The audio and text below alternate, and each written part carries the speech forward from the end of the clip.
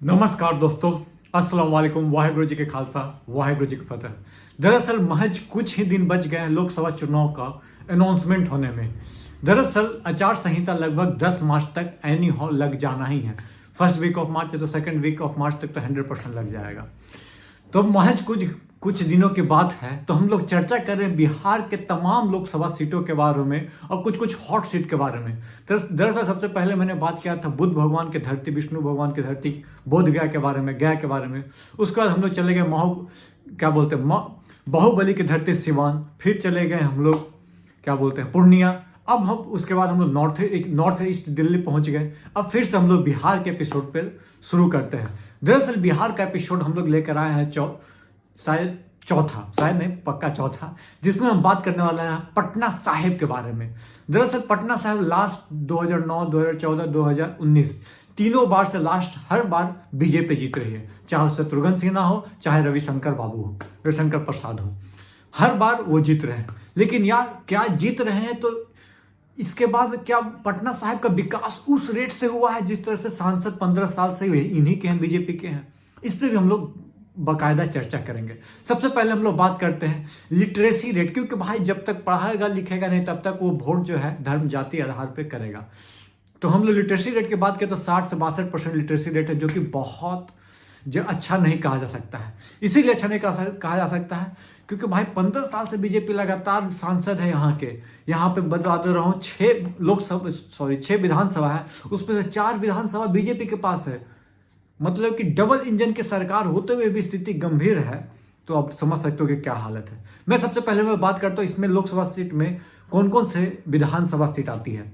दरअसल 6 विधानसभा सीट है। सबसे पहले मैं बख्तियारपुर की बात करता हूँ, उसके बाद दीघा आ जाती है, बांकीपुर आ जाती है, कुमरार आती है, पटना साहिब आती है और फतुहा। ये हो गया 6 लोकसभा विधानसभा सीट जो कि रविशंकर बाबू के अंतर्गत आती है, जो कि अभी सांसद हैं, एक तरह से बोला जा सकता है।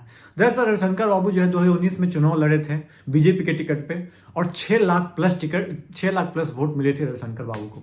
वहीं पे बात किया जाए शत्रुघ्न सिन्हा जी को कितना वोट मिला था, जो कि पहले बीजेपी में थे, उनको सीट नहीं दिया गया तो कांग्रेस में चले गए और दल बदल के कारण वो कांग्रेस से लड़े, उनको 33% वोट मिला।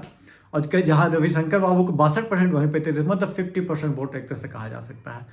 और लगभग मैं बता दूं 3,22,000 एक प्रॉक्स वोट कहा जा सकता है कि शत्रुघ्न सिन्हा को मिला। कहाँ 6 लाख, कहाँ 3 लाख, 50% आपको डिफरेंस बता ही दिया।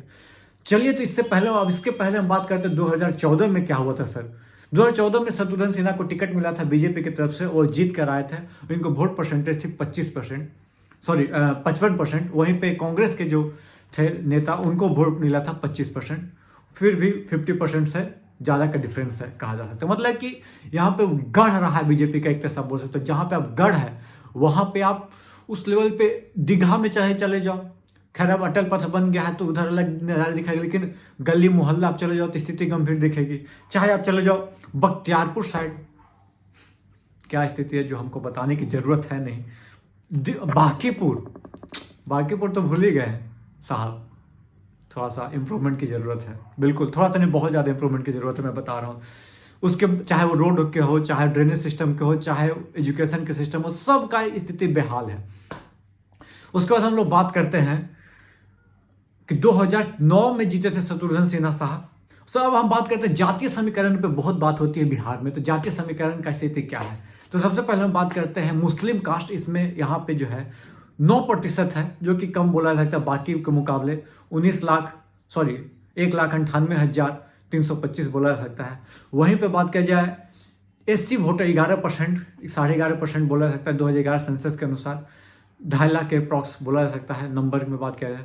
वहीं पे सिंह का परसेंटेज यहाँ पे बहुत ज़्यादा है। सिंह है 14.5%, जो कि जनरल कास्ट बोल सकते हो, बहुत अच्छा। प्रसाद वहीं पे बात किया जाए कि 10% के आसपास है। तो प्रसाद सिंह और एससी मिल जाए तो आपको इसी तरह हो जाता है 11, 10, 21 और 14, 25% वोट आपको एकदम 100% मिलता है। तो वहीं पर रूरल वोट की बात किया तो 22% रूरल और अर्बन इलाका 78% के एक तरह से बोला जा सकता है। वहीं पे वोटर टर्नआउट जो लास्ट इलेक्शन में कितना परसेंट वोटर ने वोट दिया था, तो 45% वोटर कहा जा सकता है। 45% के अप्रॉक्स वोटर ने वोट दिया था बीजेपी।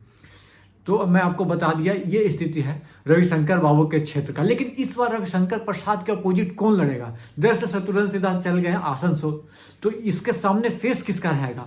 कौन यहाँ पे आरजेडी लड़ेगा या तो फिर महागठबंधन आरजेडी लड़ेगा या कांग्रेस लड़ेगी? देखना दिलचस्प ये होगा, क्योंकि भाई साहब यहाँ पे कैंडिडेट खोजना इतना आसान नहीं है जितना आप देख रहे हो। क्योंकि रविशंकर प्रसाद यहाँ पे गढ़ है बीजेपी का, और टक्कर देने के लिए एक अच्छे, एक बड़े, एक समझदार नेता, एक अलग नामी गिरामी नेता को उतारना पड़ेगा यदि महागठबंधन को सीट या अपने पाले में करनी है तो। क्योंकि 15 साल से तो साहब बीजेपी ही यहाँ चमक धमक बिखेर रही, चाहे शत्रुघ्न सिन्हा के रूप में हो चाहे रविशंकर बाबू के रूप में हो।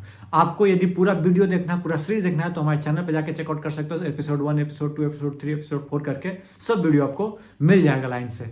आपकी क्या राय है इस पर? रविशंकर बाबू का साथ पटना साहिब वालों को मिलेगा या नहीं मिलेगा? प्लीज कमेंट बॉक्स में कमेंट करके बताइएगा। और आपको क्या लगता है कितने % विकास हुआ है आपके शहर में, लोकल इलाके में? तब तक के लिए धन्यवाद। जय हिंद, जय भारत दोस्तों।